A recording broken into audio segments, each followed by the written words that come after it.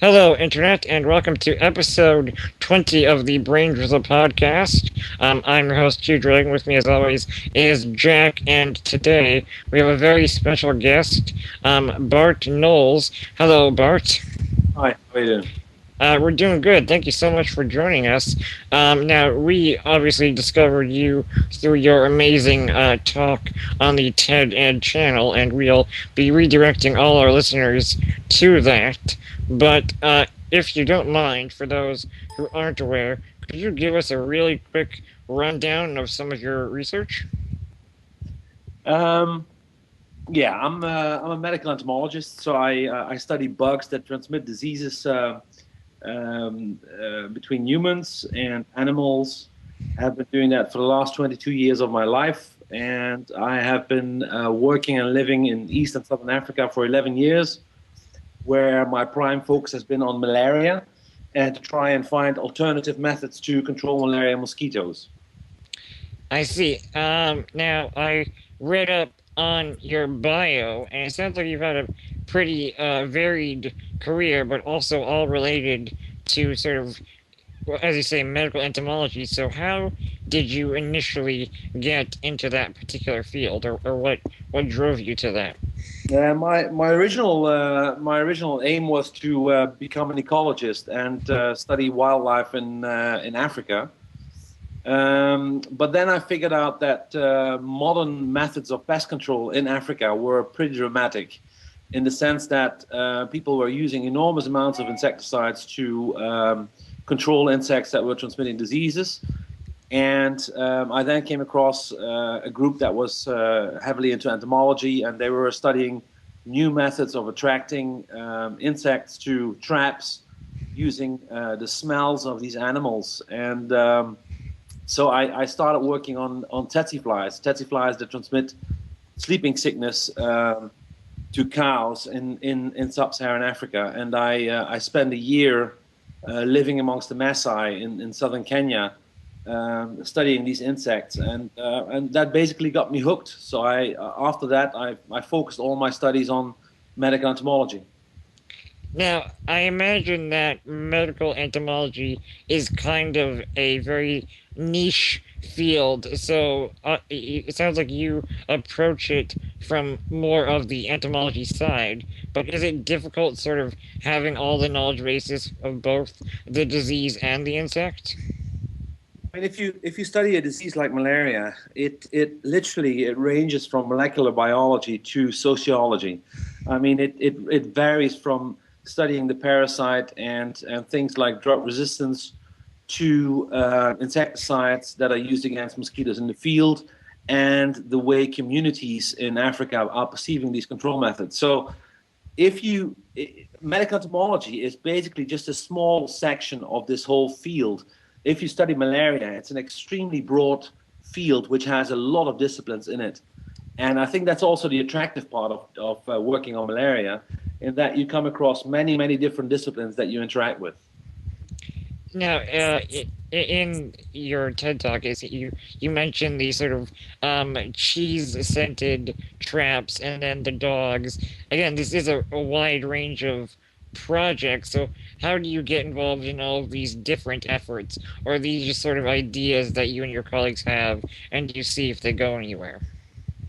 I think what I enjoy doing most is to try and find ways of studying, if not controlling mosquitoes, by doing things that are completely different from what everybody else is doing. And in order to get to these ideas, I deliberately interact a lot with people from other disciplines. I mean, this could be my dentist. I could talk to my dentist about malaria and about the problems that I face in my work, and perhaps in the field of dentistry, there may be some interesting things that I can use in my work.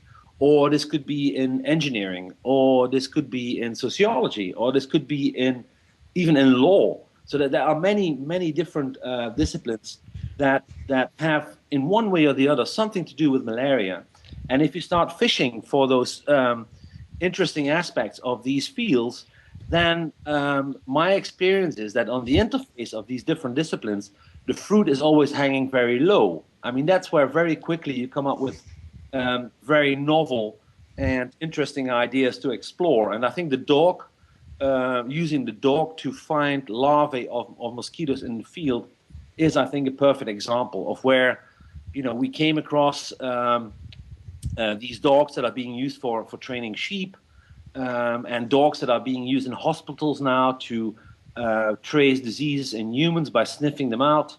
And that got us thinking about using dogs in our field to find larvae of mosquitoes. And as I think I mentioned in my talk, my TED talk, is that one day I really hope to be able to train dogs to actually detect people that carry the malaria parasite. And I'm firmly convinced that this can actually be done.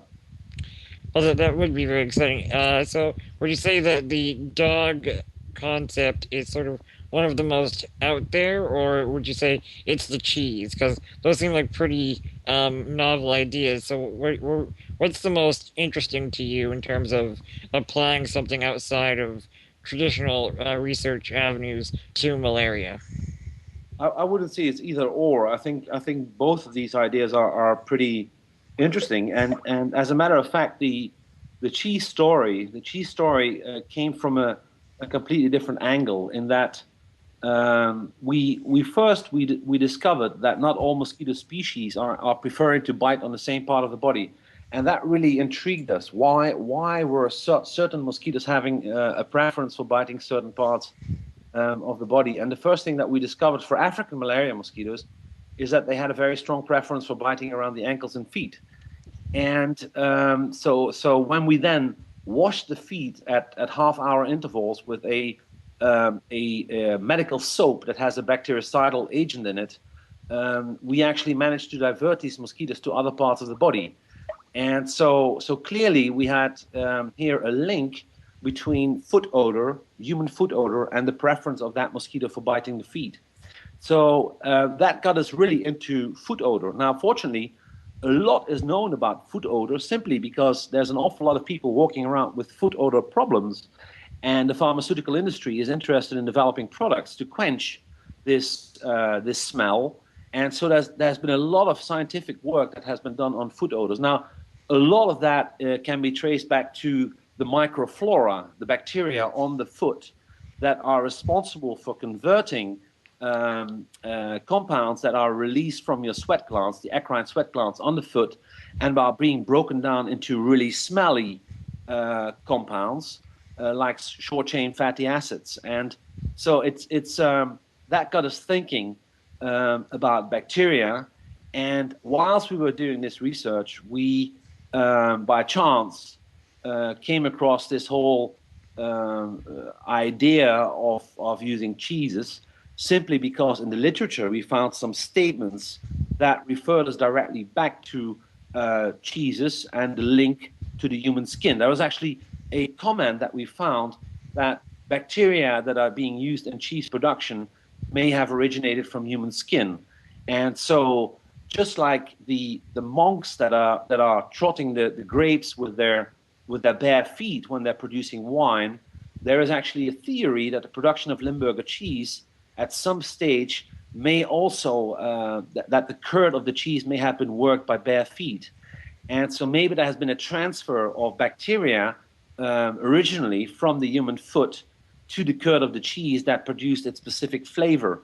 And so therefore the cheese being reminiscent of human foot odor is not such a crazy idea. And as a matter of fact, all of this came after we had done the experiments. We first bought the cheese, we did the experiments, we managed to attract these African malaria mosquitoes to the cheese, and then later on we found out that it is a microorganism that is used on the cheese for the cheese production, which is called Brevibacterium linens, which is very closely related to a bacterium that is occurring on the human foot, which is Brevibacterium epidermidis. And these two bacteria belong to the same genus, they have the same physiology, and therefore they produce the same smelly compounds, and therefore both the foot and the cheese can be used to attract African malaria mosquitoes.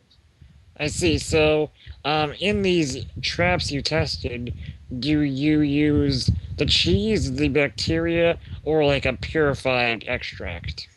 Yeah, that's an interesting question. I mean, Originally, we did a lot of experiments with the cheese itself, but then with chemists here in the Netherlands and in the UK, we analyzed the aroma, the headspace of the cheese, and we figured out that there are 12 compounds that are really important. Most of these are again fatty acids, but also lactic acid and ammonia are important compounds. And so we then undertook a whole range of experiments in Tanzania and in the Gambia in West Africa to narrow down that suite of 12 compounds to a smaller number. And it was actually in 2010 that my colleagues in Tanzania, research that was led by Fred Ross Okumu, figured out that a blend of 9 chemicals is actually 2 to 3 times more attractive than a human being. So if we're doing research on traps now in East Africa, it is with blends that we are synthetically putting together. So we're no longer working with the cheese, but we're still working with the chemicals that originate from the cheese. I'm curious. Maybe is a silly question, but if someone was in Africa and they had some Limburger cheese, could they theoretically make a rudimentary trap themselves? That's I think very unlikely, and I'll Uh, tell you the reason why. Because it is all about concentrations. It's about concentration, and it's the makeup of the blend. Some of these compounds are there in larger proportions than others. So if you don't have the right mix and if you don't have the right quantity of cheese to attract the mosquitoes, you may actually be repelling them rather than attracting them. And this is something that we found out through a lot of painstaking research, where originally we started with literally large chunks of cheese and we saw nothing. In fact, we didn't attract a single mosquito. But as we started to reduce the amount that we were using in our wind tunnel and in our olfactometer, ever more mosquitoes became attracted. And at the end of the day, it was literally a chunk of cheese the size of a pinhead that was sufficient to attract these mosquitoes over distance. So you really need very, very small amounts. And that is actually the story that relates back to the human foot, because very often we get the questions, well, people in Africa, they're not very often wearing shoes, closed shoes, so they don't have what we would, classify as smelly feet. But the point is that if I take the smell of the foot and I dilute it 1,000,000 times, then I can still attract malaria mosquitoes with it. So that's a concentration of smells that we no longer, with our human nose, we can't detect. But the nose of the malaria mosquito, which is on the antennae, is actually capable of tracing down very efficiently. I see. Well, it was worth a shot. Now, I wanted to talk about the pill that you mentioned in your TED Talk. Now, before we get to that, I have to ask, how emotionally satisfying is it to kill a bunch of mosquitoes with your blood? I can tell you that the first time that we did this experiment in the lab, it was hilarious. I think that's the right word. To stick your arm in a cage of mosquitoes, let them feed on your arm, and then a few hours later to see that all these mosquitoes are dead on the bottom of the cage I should say, it's an unbelievable experience. Um, Better so even because we didn't just take the drug like that. I mean, there's a lot of research that went into it before I actually consumed the drug. And there was a lot of well, if this, then that, and then maybe it works like that, and if the drug in the body works like this, then maybe we can use it for that. So there was a lot of guessing. So we made a lot of jumps, and it was really like, is this going to work? Yes or no? But sure enough, it did in an amazing way. And for about 24 hours after taking the drug, taking the tablet at 1 milligram active ingredient per kilogram body weight, you're killing mosquitoes. And that's an astonishing thing, because there are many different ways in which we can make this work for us to control these diseases that are being transmitted by these mosquitoes. I'll give you an example. One really very important disease worldwide, besides malaria, is dengue fever. Dengue fever is a viral disease transmitted by mosquitoes, which now apparently affects more than 400 million people every year around the world. And we have many thousands of deaths. We don't have drugs. We don't have a vaccine. So if you get the disease, really, I mean, you become very, very sick, and unfortunately, a small proportion of these people die because of that infection. Now, interestingly, at the time when you start showing clinical symptoms, um, when you start showing a really high fever, normally you have that fever for around 4 to 6 days after you get these clinical manifestations. And that is also the time when you are passing on the virus from your body back to any mosquito that bites you. Now, what that means is that if you can detect that this person has been infected by the dengue virus, and for the first 4 days when this person is having high fever, you administer the drug to this person, then that actually means that you can fully 100% stop the transmission of disease in its tracks.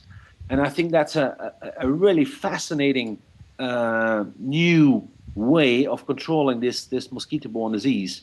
Because in history, we've always been looking for compounds to cure a person, to directly kill the organism that is making this person sick. Now, in this case, we're doing something completely different. We're actually turning this person insecticidal. We're turning the blood of that person into an insecticide, killing mosquitoes. But the great thing is that you can actually stop epidemics from developing, and you can protect the people that are living around a diseased person from contracting the disease, because mosquitoes that bite that person will no longer be able to pick up the virus and pass it on to others. So the idea is that if someone had dengue or malaria or these other diseases, that you automatically pair whatever the treatment for their cure for their disease is with the insecticide pill, and then Absolutely. they just become like a smorgasbord of mosquito death. Absolutely. So if you're using just the drug on its own, then you have what we call, an altruistic drug. You're not being cured, but you're actually protecting the people around you, because mosquitoes that bite you will get killed. Now, if you start thinking further, you could actually incorporate this same drug that kills the mosquitoes into the drug that is actually curing you of a disease like malaria. So in that case, you would both be making the person healthy again by killing the parasite inside the body, and at the same time prevent the parasite from jumping into mosquitoes to move on and infect other people. So the combination of the two is perhaps the most interesting way forward. I had a question about that because in your talk you briefly mentioned that if people took the insecticide drug large scale, it could potentially wipe out mosquito populations. So if you took the drug on a population scale, would you also pair it with like a low dose of anti-malaria drugs, or would, because obviously if most everyone in the population is taking the insecticide, they can still catch malaria or whatever the disease is. That's right. I mean, the whole concept here is what we call mass drug administration. And mass drug administration is a way of controlling a disease where, as you mentioned, where a very large proportion of the population is actually being treated with a drug to get rid of a disease or to stop transmission of a disease. Now, in this particular case, particularly in Africa, and why in Africa? It's because the malaria mosquitoes there really do have a very strong preference for biting humans. If you have a mosquito that first takes a blood meal on a human and then on a cow, a dog, a chicken, or a goat, then the effectiveness of the drug is not going to be very much apparent. But if you have a mosquito that really moves from human to human to human when it takes its blood meals, then mass drug administration of a drug that kills the mosquito may actually be putting you in a position where you lower the size of the population of mosquitoes to such a low level that the transmission of the disease collapses altogether. And then after that, using the fact that most people in sub-Saharan Africa build up semi-immunity, so in other words, they can clear a parasitemia, they can clear an infection on their own, they would then get rid of their own infections. And at the end of the day, you might end up with a situation like we have in the US or in Europe, where we still do have malaria mosquitoes, but where not a single individual in the human population still carries the parasite. And therefore, even though you get bitten by malaria mosquitoes, you no longer get sick because there's simply no parasite in the system anymore. And this is what you could try and achieve with mass drug administration of this drug that kills the mosquitoes in tropical settings today. Now, I'm curious, I don't know how much you can say, but what kind of drug is it? Is it just like a modified insecticide, or how much can you go into what the actual active ingredient is? No, I can tell you something about it. I mean, it's a drug that originates from the veterinary sector, so it's already on the market for use in animals. Okay, that makes sense. Yeah, so and that's a good thing. Let me say that up front. It's a good thing that this drug is already on the market for use in animals, because that means that all the safety studies, the toxicological studies, the lethal doses for animals, and all of that has already been determined. So there's already a big dossier of information that we can build upon. So basically the only thing that remains is the step from use in animals to use in humans. And fortunately, there again, we've got a very good precedent, because in the late 1970s, there was a drug which was used to treat against worms in animals, a drug which is called ivermectin. And ivermectin then later was shown to also be very efficient against the worms that are causing liver blindness in West Africa. And it was Merck, the pharmaceutical company, that then decided to move through these studies of moving from animals to safe use in humans. And within a few years, they had ivermectin registered for use in humans. And from that time onwards, they provided the drug for free to all of these West African countries where river blindness was such a devastating disease. And if you go to West Africa today, the disease has virtually been eliminated. It's hardly there, simply because ivermectin is used in mass drug administration campaigns. So we have a very good precedent, the precedent of ivermectin, that you could envisage also for this drug that kills mosquitoes. Well, that is great news, and I know it's hard to sort of predict these kind of things, but what would you put as an estimate for how long before this kind of mass drug campaign would be used with the anti-mosquito drug? Is as a matter of fact, with colleagues here at the University of Nijmegen in the Netherlands, we are planning a phase 1 trial. Whenever you want to bring a drug to the market, a new compound to the market, you have to go through phase 1, 2, 3, and in fact phase 4 trials, and that's normally a very lengthy process, unless, as I just mentioned, there's already a big dossier of what has been done in animals, and we would think that a phase 3 trial, which is normally an open field trial, that we could be there in 2 or 3 years' time.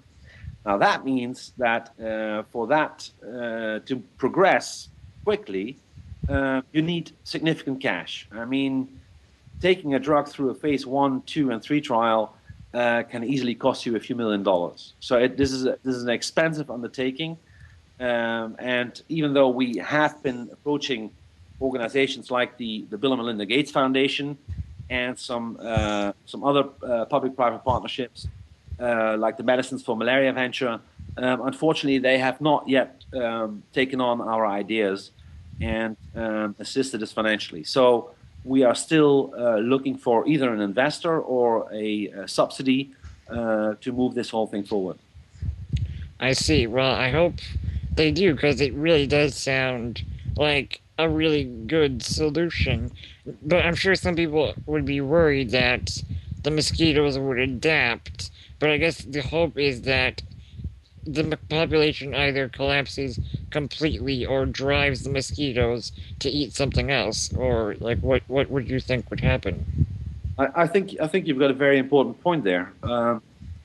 Throughout history, we have seen that whatever compound, whatever chemical you throw at an insect or at a pathogen, that sooner or later evolution will take over and you will end up with resistance. And I have no doubts that you may end up having the same problems with our drug. However, in the meantime, if you could use the drug to eliminate malaria or other mosquito-borne diseases from from major parts of the world, then obviously that would be a really good thing. the key there is speed.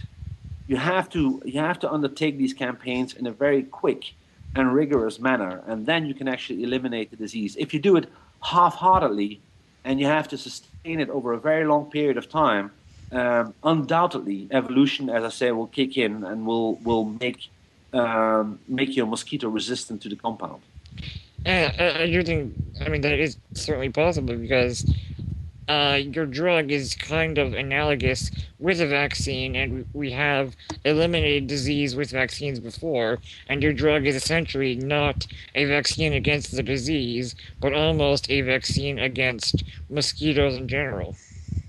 Right. So one way of trying to circumvent this problem is to do exactly the same thing as we're now using in curative therapy, where we're using combination of drugs. So in other words, you're not just targeting the pathogen, the parasite, at one point in its physiology, but you're trying to tackle that same parasite from three or four different angles. So combinatory approaches, combination drugs, is the way to slow down the risks of resistance kicking in, and that is something that we could do in mosquito control as well, where rather than exposing the insect to one chemical that will affect its physiology in one stage, is that we are making a combination of drugs so that we target it in multiple stages, and therefore make it very much less likely that a mutant will come up that will be resistant against all these different approaches at the same time. I see. Now, I'm sure I'm very okay with killing out mosquitoes, and I'm sure most people are, but if anyone had like an ecological concern with basically wiping out this species of mosquito, do you think that's an issue, or do you think, they really only transmit disease, so it doesn't really matter if we wipe them out? I'm very happy that you're asking this question. If you go to the TED.com website and you look at all the comments under my talk, you will see that a lot of these comments, they are actually relate to exactly the same question. What if we would wipe out mosquitoes that transmit these diseases like malaria or dengue fever?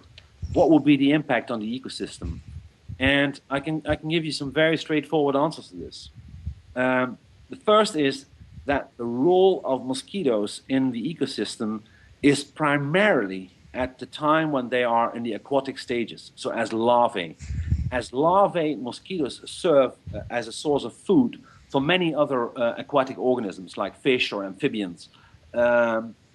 So if you say, well, let's wipe out the mosquito population from the Everglades National Park, then I would certainly argue against doing that, because the biomass of these mosquitoes in such an ecosystem is so large that in all likelihood you would disrupt the natural interactions in that ecosystem.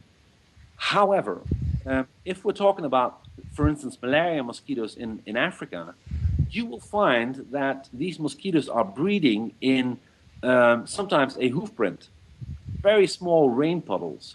And if you look at these rain puddles or these hoof prints and you look at the water in there, you will see that the biodiversity in such a small water body is extremely low. I mean, you hardly find any other organisms apart from bacteria in there. So what would happen then if I take out that mosquito? I think very little. The remaining questions that then come up is, what does that mosquito do as an adult when it flies around? Now, there have been studies that have been looking into the adult mosquito serving as a food source for swallows and bats. And remarkably, it was shown that the proportion in the diet that mosquitoes take up is extremely low. It's less than 5%. So it is not really the case that mosquitoes are a prime food source for swallows and for bats. That's one. The other thing is that male mosquitoes primarily take nectar and plant juices, and they therefore do play a small role in the pollination of plants. However, again, that is a very, very small proportion of the overall contribution of insects to pollination. So if you then take these advantages that these animals have in the ecosystem and compare that with all the tragedy that they cause worldwide in killing off innocent children and diseasing adults, then for me, the balance would be that when we're talking malaria and we're talking dengue fever, that there is all the reason to say that we should be in a position to eliminate, if not, then reduce them to such a low number that they no longer play an important role in disease transmission. On top of that, I would argue that if you take, for instance, dengue fever and the mosquito that is transmitting dengue fever in the Western Hemisphere, i.e. in South America, Central America, and the south of the USA, then that mosquito, which is called Aedes aegypti, doesn't really originate from the Western Hemisphere. It was a mosquito that was accidentally transported across from West Africa during the slave trade era on ships and ended up in the Caribbean, and from there started to spread across the Western Hemisphere. So this is what we call an invasive species. And in my point of view, an invasive species is not an organism that has a role to play in the local ecosystems where it ends up. So there's all the reason to say that, well, this animal doesn't belong here in the first place. And secondly, it's diseasing so many people, so therefore, let's wipe it out. Let's get rid of it. Awesome. Well, it's certainly good to hear. Sorry, I've been talking this whole time. So, Jack, do you have any questions? Yes, I'd actually like to take this in a different direction and talk about the presentation you used in your TED Talks. When you began your TED Talks, you started it out hanging out in a bed, and then there is that mosquito sound. And you did all kinds of things on stage, like sticking your hand in an actual mosquito cage, and you were in your boxers, barefoot, on stage. Could you tell us about why you made the choices to add the entertainment value to the presentation instead of just getting up and talking and doing a slideshow like everyone else? Right. Well, that's an interesting question. As you know, TED stands for Technology, Entertainment, and Design. So there's an E in there. So a healthy element of entertainment in a TED Talk is, I think, what makes TED Talks very often very interesting. If anything, whenever I watch a TED Talk, which I do a lot, because I think 99 out of 100 talks are really inspiring, it's because the people on stage, they tell a story, a gripping story. It could be on any subject matter, but they tell a very gripping story. Now, if I sit in a regular conference and I see somebody standing up and presenting a talk with lots of graphs and tables, very often of material that I've already seen, I go home and I've been left with nothing. So TED, I think, is a new way of bringing across really strong and important messages and inspiring messages in a very short period of time. Now, TED Talks are being given all over the world, and in order to differentiate yourself from other talks that are being given, and to make your subject even more interesting, I think it's good to actually do things on stage. I remember vividly the TED Talk that was given by Jane Goodall, where when she started, she actually made the sound of a chimpanzee in the Gombe National Park in Tanzania. And if I close my eyes, I still hear that same sound that she made. So apparently that has a really long-lasting impression on people.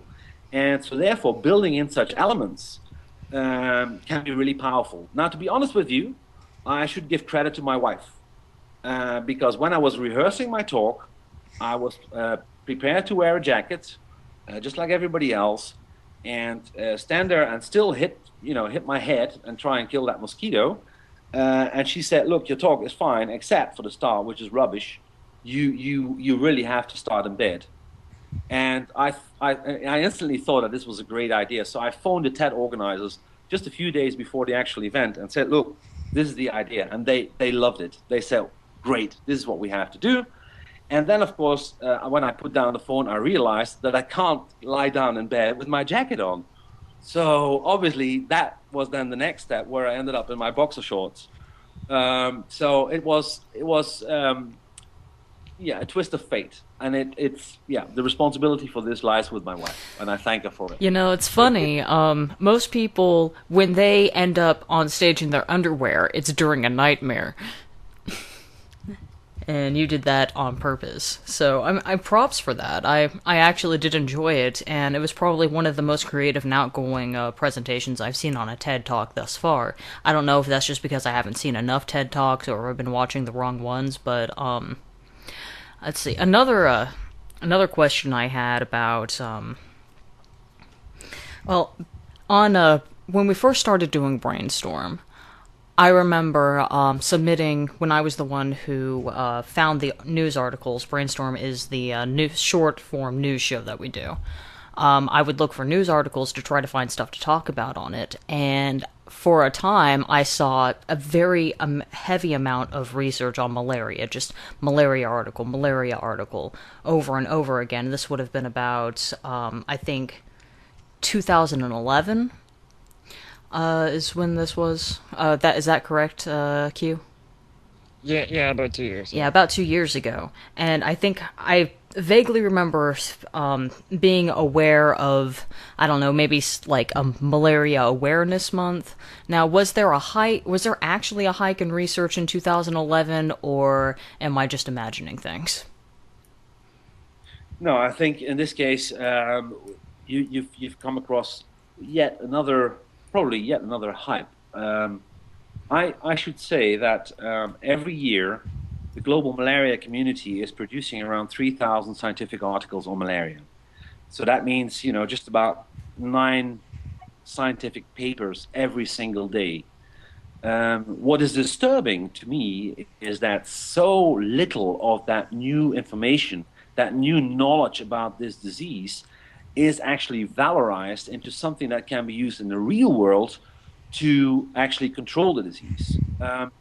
And the perfect example of this is the fact that even though on an annual basis, we are now spending 1.6 billion US dollars on malaria research and control, um, in the field, we are still using DDT. DDT, the notorious insecticide that was discovered in 1939, is still being sprayed at an amount of around 3.5 to 4 million kilograms in Africa each year. Jesus. A compound that was banned in the United States in 1972, and shortly afterwards in Europe, is now back on the agenda in Africa, simply because we don't have a good alternative. Now, if you contrast that with the fact that scientists are producing 3,000 scientific articles on an annual basis on malaria, then to me, that says that something is horribly wrong. There is far too little of that information that is being published out there, that is being taken up and is actually being transformed into products and processes that can really speed up the way in which we're controlling malaria in the real world. And I think that partially, and this may sound strange, but partially this has been caused by the fact that since the year 2000, since the time, let's say, when the Bill and Melinda Gates Foundation started, enormous amounts of money have been pumped into malaria research, and researchers around the world started doing their own little interesting, bit in this research. But very little of that has been directly geared towards coming up with, let's say, a new drug or a vaccine or a new insecticide or this or that, things that you need in order to tackle the disease in the real world. Gates has spent $2 billion on malaria since he started in 2000. And they've done a huge, and still ongoing, a huge trial on a vaccine, the RTSS vaccine, in several different countries and involving thousands of children that are being vaccinated. But the results that we get from these trials are so far really not very encouraging. There's the protective efficacy of that vaccine is actually, very low, and it is questionable whether ever that vaccine is going to come to market. Now, obviously, you need big funders like that to fund high-risk research where you may stumble on something that will save millions of lives, or it may go down the drain at some stage because the results weren't good enough. In my opinion, what I think has been done wrong in this case is that all of this money, a lot of that money has been spent on finding this magic bullet, the vaccine. And the malaria vaccine is something that we have been looking for since the 1950s. And we still haven't got a really potent one.